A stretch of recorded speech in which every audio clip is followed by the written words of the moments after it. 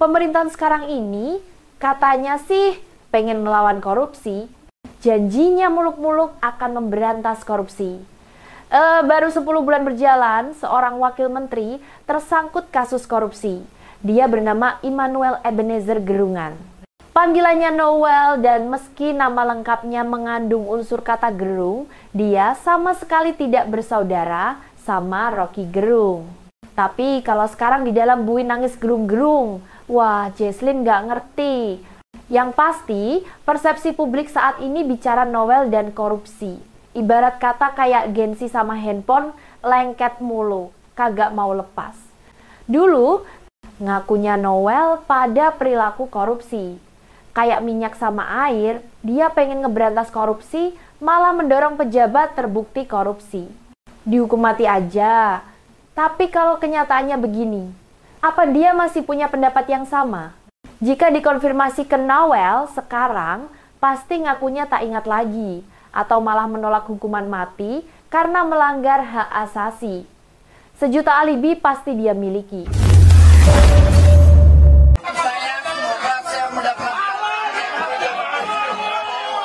Lu ngeharap amnesti pada orang yang dikhianati, punya malu gak sih? Gini amat ya relawan itu, sesaat sebelum masuk mobil tahanan KPK, Noel sempat berteriak, berharap buat ngedapetin amnesti dari Presiden Prabowo. Ini maling kenapa gak sadar diri ya, udah jelas ketangkep basah. Memeras pengusaha, ngambil duit yang bukan haknya, kok minta dimaafkan kelakuannya. Emang waktu nerima duit, Noel laporan ke Presiden Prabowo. Kan pasti diem-diem baik. Pasti perbuatanmu tidak atas pengetahuan presiden kan? Masa iya sih, minta duit pakai maksa, naikin tarif pengurusan K3. Pak Prabowo jadi malu, kayak gaji sama fasilitas kelas pejabat negara masih kurang. Belum lagi udah ditambah bayaran Noel sebagai komisaris PT Pupuk Indonesia. Kurang gede gimana? Apa Wamenaker lupa? Baru dijadikan tersangka saja, langsung dipecat loh sebagai wakil menteri. Bentar lagi posisi sebagai komisaris juga hilang. Emang apa alasan presiden buat ngasih amnesti? Noel ngebantah jika ditangkap tangan. Bahwa saya tidak di OTT. Memangnya bila bukan tangkap tangan, namanya apa? Konangan, ketahuan, kepergok. Ulah pelaku kejahatan selalu begini, menolak mengakui tindakannya.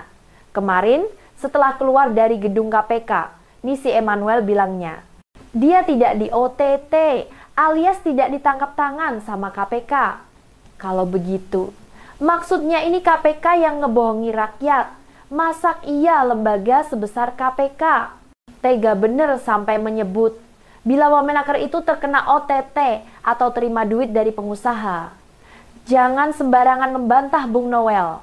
Sudah jelas Anda diborgol gitu. Masa masih nggak mau mengakui kalau berbuat salah? Apa relawan Prabowo lagi denial ya? Oh gini, bisa jadi emang si Noel ini nggak nerima duitnya langsung dari perusahaan yang diperas, melainkan dia diberi duit sama anak buahnya yang memeras pengusaha. Bukankah yang kayak gitu ya? Sama saja ya. Emang kelakuan koruptor Indonesia otaknya udah pada rusak semua. Udah korup, kotor, melakukan tindak pidana, masih ngebela diri. Gimana negara bisa benar dan bisa maju pada tahun 2045? Kasus saya bukan kasus pemerasan, agar narasi di luar tidak menjadi narasi yang kotor yang memberatkan saya. Si Bung Ketua Relawan Prabowo Mania ini bisa-bisanya tidak merasa memeras para pengusaha. Apa maksudnya coba? Iya bener. Kalau pengertian memeras itu dalam konteks orang nyuci pakaian atau lagi bikin santan, memeras harus dilakukan pakai tangan. Penggunaan kata memeras intinya memaksa orang lain ngebayar lebih dari biaya yang seharusnya. Kalau nggak memeras, sebutan apa yang pas, Bung? Sebagai wakil menteri, bukannya membersihkan praktek kotor di kementeriannya. Kenapa malah terlibat? Apa dia selama bersama presiden, telinganya tersumbat sama headset atau penutup telinga? Tidakkah sudah berulang kali Pak Prabowo menegaskan akan melawan korupsi? Oh, atau Noel ingat janji presiden, kalau duit korupsi dikembalikan diam-diam, nanti dia bakalan dimaafkan. Nih orang istana harus memastikan beneran apa nggak peluang itu ada, ya nanti semua menteri pada berlomba-lomba korup dong, bila semua tindakan korupsi dimaafkan, asal duitnya dikembalikan. Siapa sangka ia dulu yang pernah menjadi pengemudi ojek online, kini menjabat sebagai Wakil Menteri Ketenagakerjaan. Jangan-jangan Noel ini sudah lupa kalau punya Tuhan. Mantan caleg Gerindra dari daerah pemilihan Kaltara ini 9 tahun lalu pekerjaannya adalah driver ojek online. Bayangin loh, 9 tahun lalu artinya kan belum lama. Dan berdasar LHKPN terbaru, dia punya kekayaan sampai 17,6 miliar rupiah. Kira-kira, adakah sopir ojol di Indonesia yang bisa sesukses dia? Kenapa dengan perubahan pendapatan yang ada, malah lupa diri? Apa yang kayak gini? Bikin Tuhan jadi sulit merubah nasib manusia ya. Dan kelakuan dia itu mencoreng atau merusak mentalitas driver-driver ojol se-Indonesia. Noel juga bisa disebut manusia yang tak pandai berterima kasih. Gak bisa bersyukur, lupa sama nikmat-nikmat Tuhan selama ini. Orang macam dia itu pasti juga lupa sama orang yang selama ini sudah menolong dan membantu di zaman dulu waktu hidupnya susah. Dia lalai, kemudian merendahkan orang-orang yang dulu membersamainya. Bu, ini polisi loh, saya negara loh, saya bisa memaksa loh. Enggak, negara ini sifatnya memaksa. Pak, saya kok dibentak-bentak sih? Bukan, Anda bohong tadi. Enggak, Pak. Pak, saya jadi takut loh. Takut di banyak orang, emang sih preman semua isinya. Aneh, kok ini ngirim ke sini? Ini ke sini gimana sih? Orang kita cuma minta pulangin ijazahnya, Bu. Nggak minta apa-apa, nggak minta duit. Lain kali, rakyat tidak perlu lagi kasih pujian pada pejabat. Mereka jadi rakus soalnya. Dalam menjalankan tugas jadi wakil menteri, Noel semula banyak mendapat simpati sebenarnya. Noel beberapa kali terlihat turun ke lapangan, malah membantu buruh buat meminta kembali ijazah yang ditahan sama perusahaan di mana mereka bekerja. Seriusan, dikira nih orang beneran bersih, mau berpanas-panas, menggertak hingga gebrak meja, sampai membentak pengusaha loh. Heroik lah. Kayaknya sulit kita nemu yang begini, selain Pak Ahok sama Bu Risma. Tetapi, jika akhirnya yang dilakukan di belakang kamera malah memeras para pengusaha, berarti pejabat kita emang sulit dipercaya. Sikap mereka saat di depan kamera sama di belakang kamera itu malah berkebalikan. Yang kayak ginian jelas merusak kepercayaan rakyat, meragukan pejabat negara beneran atau serius buat ngebenahi negara ini. Jadi pejabat 10 bulan saja sudah berani nerima uang-uang kotor. Gimana kalau nggak ketahuan sampai 5 tahun menjabat? Immanuel Ebenezer atau Noel, saudara, ditunjuk Presiden Prabowo sebagai Wakil Menteri Ketenagakerjaan Kabinet Merah Putih. Sebelumnya Noel adalah relawan pendukung Jokowi. Ia menjadi Ketua Relawan Jokowi Mania atau Joman pada Pilpres 2019.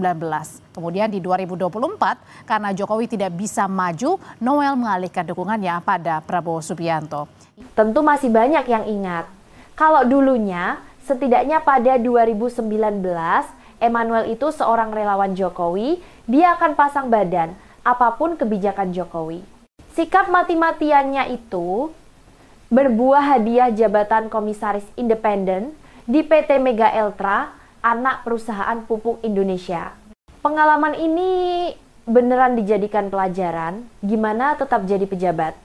Saking jengkelnya, rakyat nyebut karakter relawan politik itu sebagai penjilat.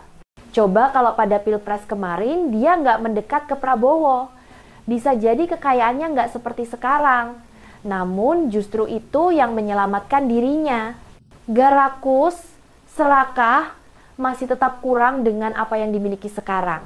Tapi itulah sifat manusia, selalu tidak pernah merasa puas dengan apa yang didapatkan, sama apa yang dimiliki, dan atas apa yang dipunyai. Setiap hari selalu merasa kurang, merasa masih butuh, dan mencari-cari sesuatu yang sebenarnya tak belum ada di rumahnya. Jadi misalnya kalau saya mendukung Pak Prabowo, saya rasa itu nggak menjadi masalah buat Pak Jokowi. Kita tahulah, Bung Noel ini jagoan kalau dukung orang. Pasti disematkan mania. Mania di belakang nama orang yang dia dukung. 2019, dia bikin organ relawan Joman alias Jokowi Mania. Sebagai bagian penting kemenangan Jokowi, setelah itu sebenarnya sempat ganti dukungan ke Pak Ganjar. Bikin GP Mania. Berhubung tidak dipedulikan, organ GP Mania dibubarkan, diganti dengan Prabowo Mania. Inilah gaya atau model. Orang mau cepat naik jabatan, dia tahu. Kalau mesti masuk partai, akan butuh tahunan buat jadi pejabat. Dengan bermodal organ relawan, gak perlu susah payah dapat jabatan menteri. Kira-kira ketika terkena kasus dan masuk tahanan, akankah Emmanuel bakal bikin narapidana mania? Tahanan KPK mania? Atau koruptor mania? Ya nggak tahu, kok nanya saya.